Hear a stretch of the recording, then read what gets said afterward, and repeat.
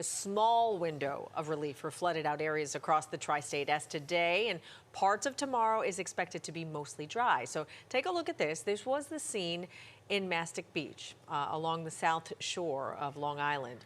The water has started receding, but the damage, well, it's already been done. Nassau County emergency management crews have been on the front lines even before the first drop of rain fell. Joining us this morning is Commissioner Richard Corbett to talk more about what we can expect in the days ahead. So good to see you, Commissioner. Thanks for being here. Thanks for having me. I appreciate it. So can you give us some insight and updates really on the areas in Nassau County that were the hardest hit, right? We know that the spots that we always kind of go out and cover, one of them we just showed, there's some serious flooding along the nautical mile, lots of beach erosion. So what did you find when you surveyed that damage yesterday? We've been in contact with our partners across Nassau County. And like you said, the typical places historically that get flooded are the nautical mile, the low-lying areas like South Belmore, South Merrick, and places like that. Also in the city of Long Beach, the West End along Park Avenue and certain parts of the North Park area between Riverside Boulevard and around Pine Street always flood.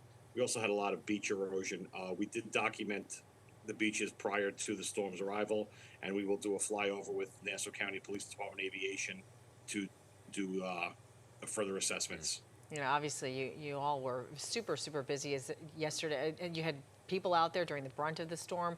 Just wondering though, did people listen to you? Did they stay off the roads, or did you have to rescue anyone? Yeah, County Executive Bruce Blakeman, he asked people to stay off the road, stay home if possible. And fortunately, this storm did happen, you know, during the nighttime hours, which gave our crews a safer path to work in without the extra traffic on the roads and things like that. So fortunately, it did happen during the nighttime hours when people were sleeping.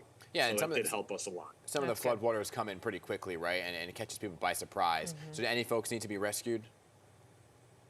There was a report of in Freeport, somebody that lived in a basement apartment that had an electric wheelchair got stranded due to flooding, but the Freeport Police and the Freeport Fire Department did an amazing job getting there quickly and getting that person out.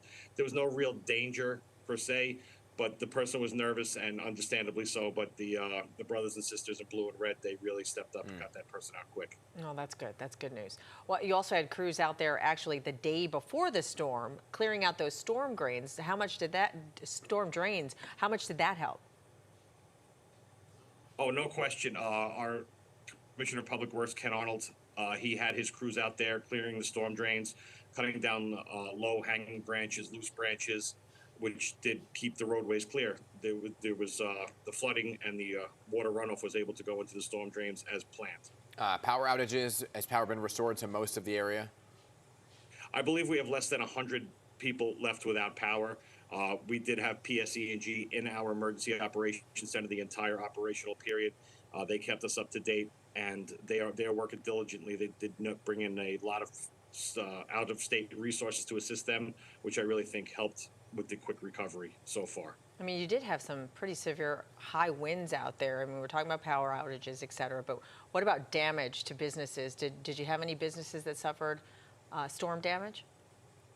Well, we're still in the process of doing an assessment, and as you see along particularly the nautical mile in Freeport, a lot of businesses did get a lot of flood damage there. So we will be in contact with those folks. So, Commissioner, in the next week or so. Appreciate that. And we have this incoming storm this weekend, right? So here we go again, round 3 for so many of these folks who wait for the floodwaters to recede and then get hit again. How are you preparing for this weekend? And really long term, when you look at some of these areas that are prone to flooding, what can be done to kind of help out the situation? Well, we are always at the state of readiness for any storm or any event that comes along. So we have plans for just about everything. My plans team is phenomenal at what they do. In the long term, the county executive saw that we're lacking help in our recovery section. He hired an amazing recovery chief, Shayla Clark, who is just absolutely brilliant at what she does. And she is very hands-on, on the boots on the ground, as we say, helping people, referring them to the proper agencies to get help for the long-term resiliency projects that we have going on. Yeah, and when you think about how many storms have hit Long Island and all the beach erosion, I mean, it's been such a huge issue out there. What now going forward is being done so that you still have beaches? I mean, the county is known so much for folks going out there and enjoying the beaches. Well, I actually live at the beach. It's my favorite playground, and as you know, we have millions of visitors come down to the Yeah. South Shore and the North Shore of our beaches in Nassau County every year. Uh, Fortunately, it's an ebb and flow. Beaches have erosion, and over time they build back up due to the engineered jetty system. We also have public works crews that will replenish the beach with sand. They will move it from the back to the front. So it's a constant Yeah. upgrading of our infrastructure. All right. Well, thank you for being here this morning, and good luck to you this weekend with the incoming storm once again. And keep us posted on anything that we need to know about it, right? I will do, and I appreciate it. Thanks, everybody. Please remember, everybody, just stay safe during the storms. If you can stay off the roads, let the public works crews do their jobs. Yep. And the biggest fear is down lines. If you see a down power line, no matter where you are, don't go anywhere near it. Always assume it's live. Yeah. And that's my biggest piece of advice Yeah. for this. Yeah. Good advice. Thanks so much. Appreciate your time. All right, everybody, have a safe day. Bye-bye. You too.